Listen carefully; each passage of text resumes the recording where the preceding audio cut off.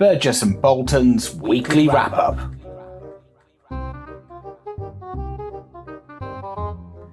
So, hello everybody, and welcome to this week's edition of Burgess and Bolton's weekly wrap-up, where we look at everything to do with the London market, technology, change, and transformation. This week, we are going to bring you the results of the London Market Claims pre-event survey and give you some of our thoughts about what that means for not only the conference, but also claims modernisation going forward.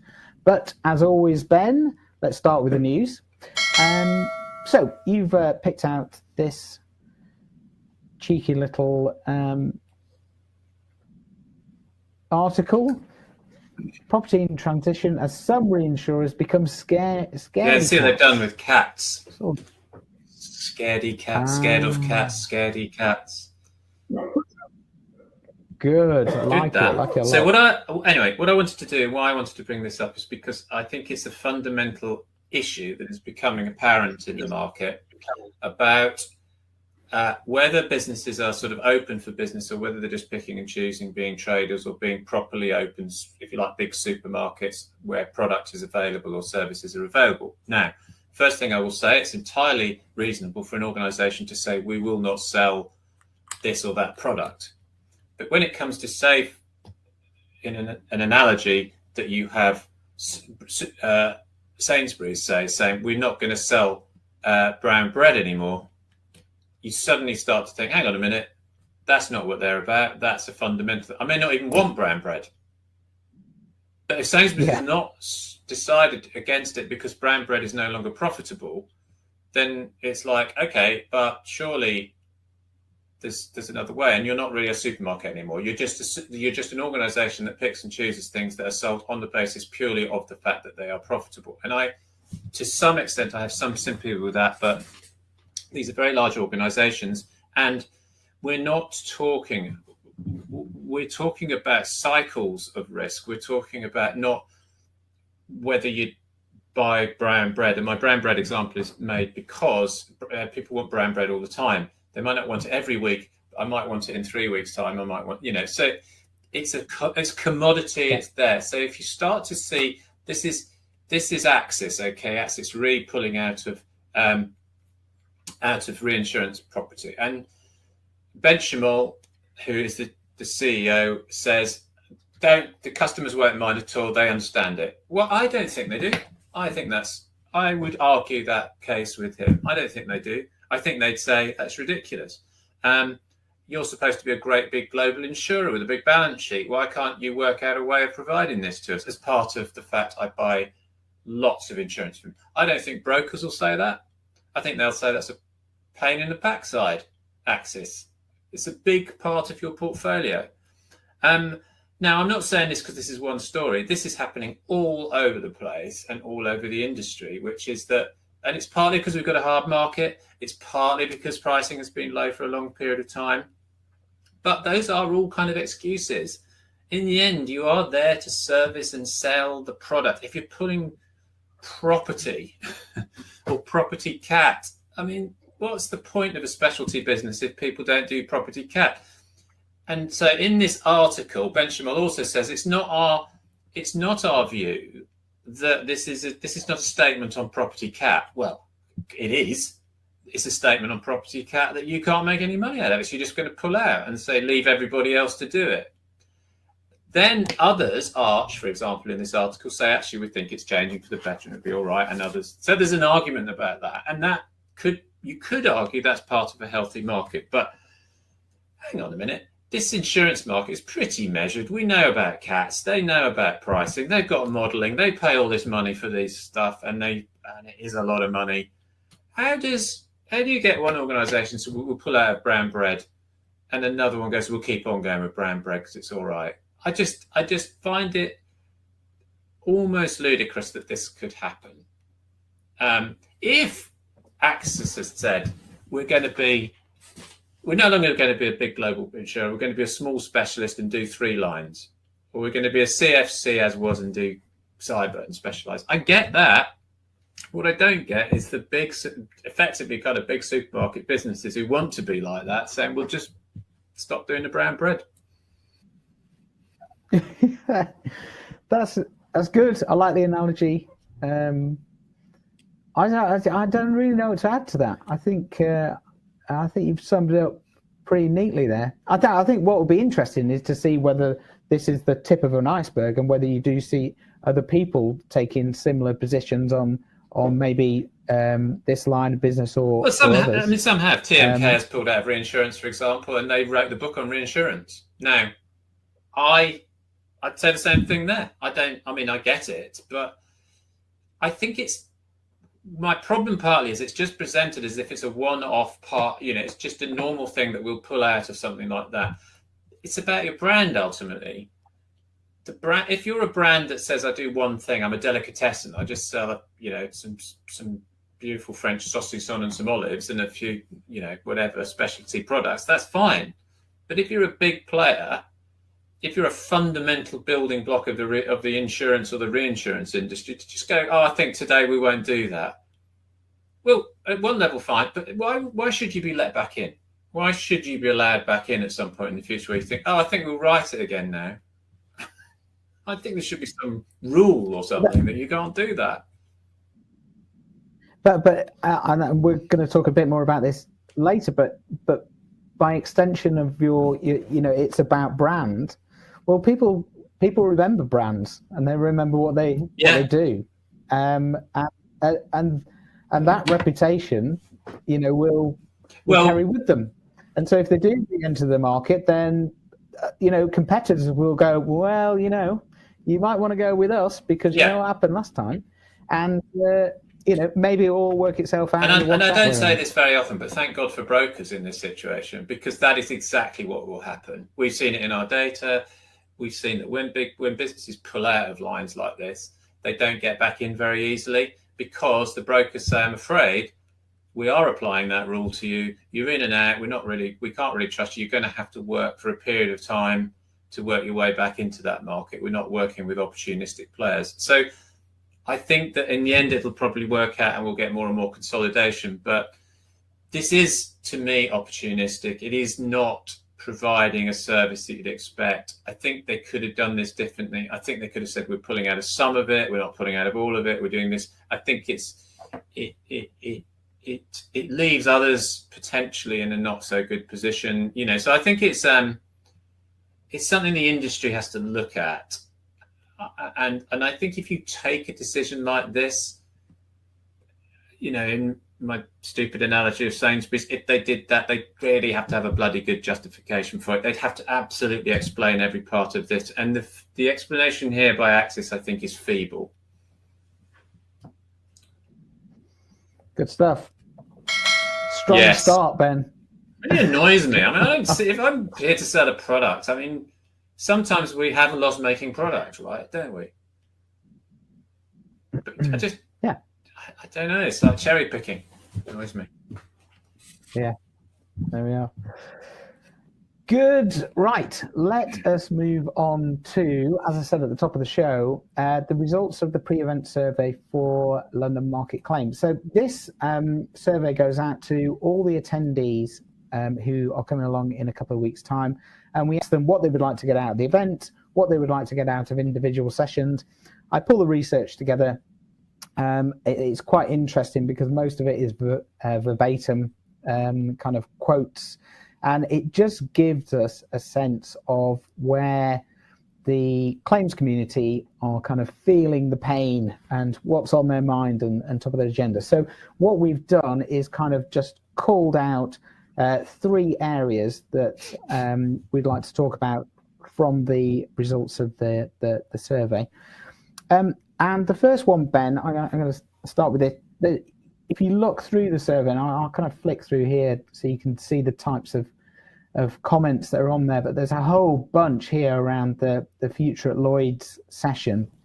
And there just appears to be an absolute thirst for knowledge about still the roadmap, what the implications are for claims, what the implications are for internal organizations in terms of their operating model, the cost of it, what they're going to have to do on a technology basis in order to play into it. So I mean, you just take a few quotes, but just looking at where does Lloyd's Market see the development of a slick claims process? I mean, that's pretty fundamental. We've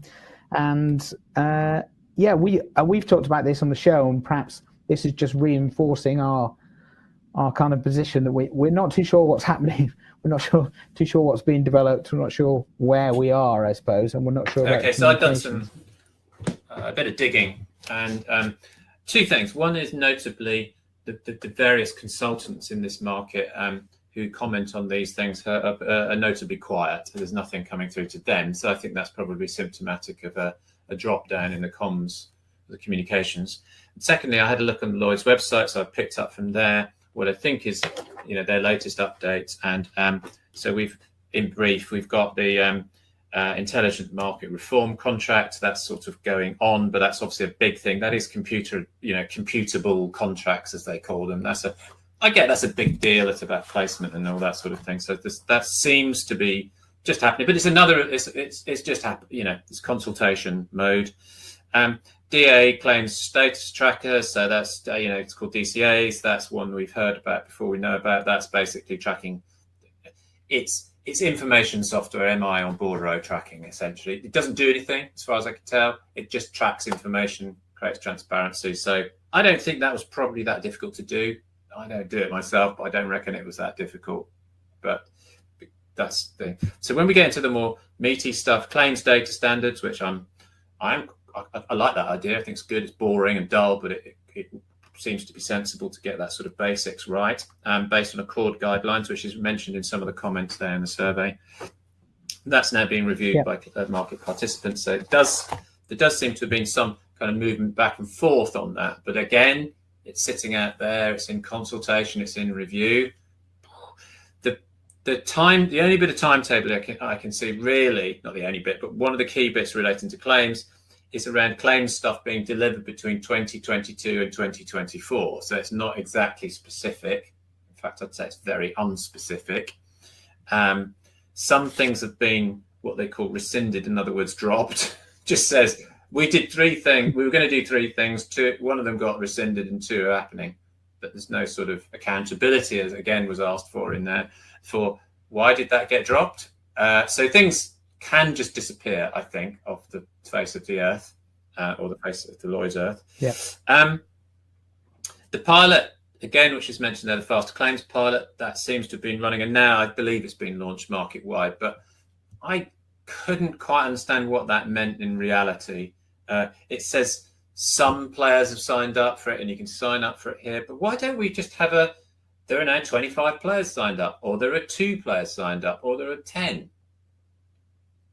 Well, what are they trying to hide something? Or not telling? It's a simple thing. Faster claims. What they say is faster claims processing is here, and it's great.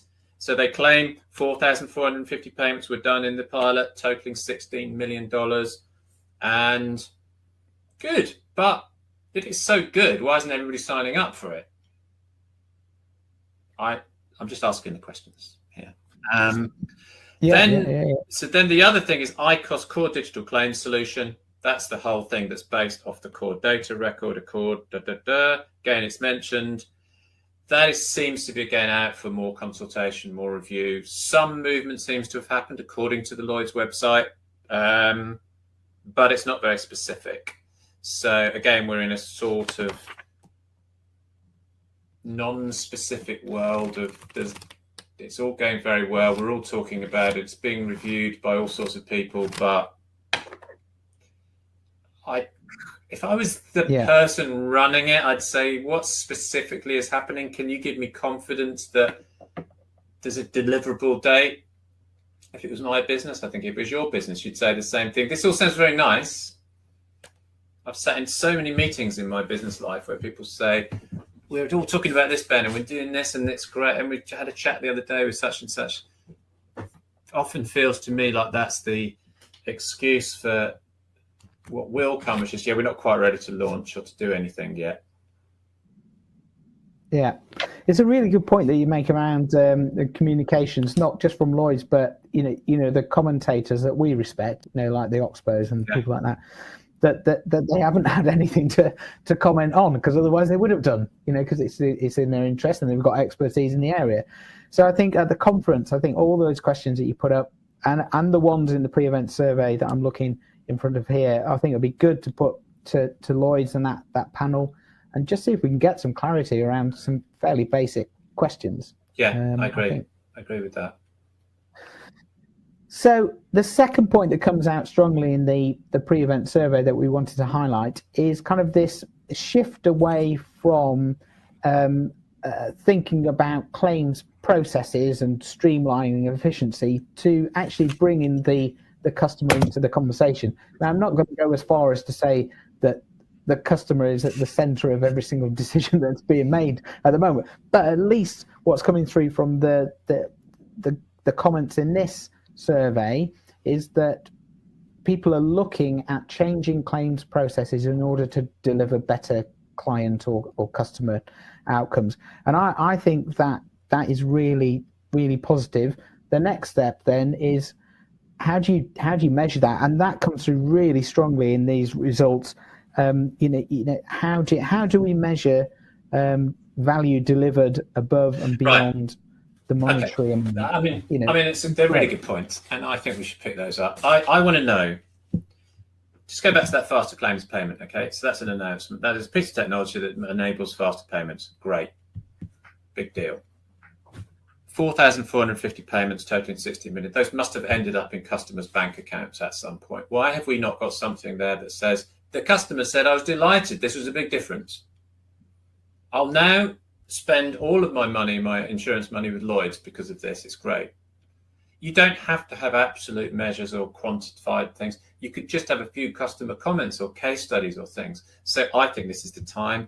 It's crazy we haven't got it so far. And the reason it's crazy is because it's what we've said before, is that everything now is measured by a technological time frame with milestones, which means that the technology people are still in charge of this, basically. And much as I love them, most of them don't understand the first thing about customer needs in this market. And that's maybe you said that's controversial, but it's true. And I think a lot of them would admit that. We want to work with organizations to understand their customer needs so we can deliver solutions, right? Good friends like Bart Patrick would agree with that. But we're still in this, the technology people are managing the process, Lloyd's is managing the bureaucracy is the dominant force here. So what we're measuring on is milestones in various documents and things. So that's why the frustration comes through, is what's happening, why is it not happening? But you could start to say, why don't we open this up? Maybe we should ask this question. Why don't we open this up and ask whether there were customer benefits accruing? Because I can tell you that if you started to see articles or papers or things that said, here's DHL, let's just say, and DHL had 5 million payments a year on claims things, and they get very frustrated when they're waiting months for these things, but this has sped up their process by this, and it's enabled them as a business to invest in such and such and such and such and get their customers happy. So it'd be great, because then people could visualize what they call end-to-end. Now, in this language that technologists use, they use end-to-end a lot. And when they talk about end-to-end, they don't mean end-to-end. They mean end-to-end within the London market. If you look at the process and how it's laid out, end-to-end is a claims person in an insurer pays a claim, which that's not end-to-end. That's a tiny part of the value chain, and it does not include the customer. I think end-to-end is the person gets the money and goes out and has a beer or a glass of wine because they got the claim paid, and then they think, what can I do with this to enable my business to be more successful? So I think it's right that we should focus on outcomes now really strongly. And that's the sort of thing we should start. I hope we can talk about at the conference, because at the moment it's just not in play at all in any of the official documentation.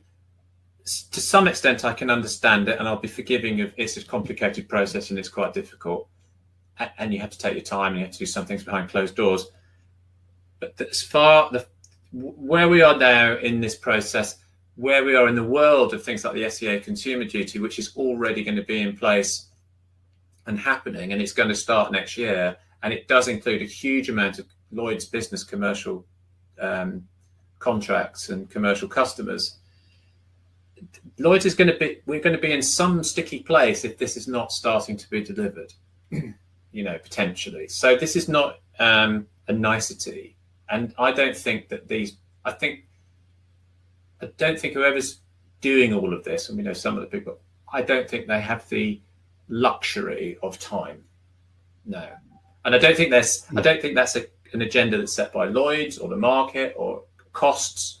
I think it's set by the customer expectation. And I think that's a much big, and the regulator tied into that. So I think that's a much bigger issue for the market coming down the road, really. So I think that's a really important one that we should try and get some answers on.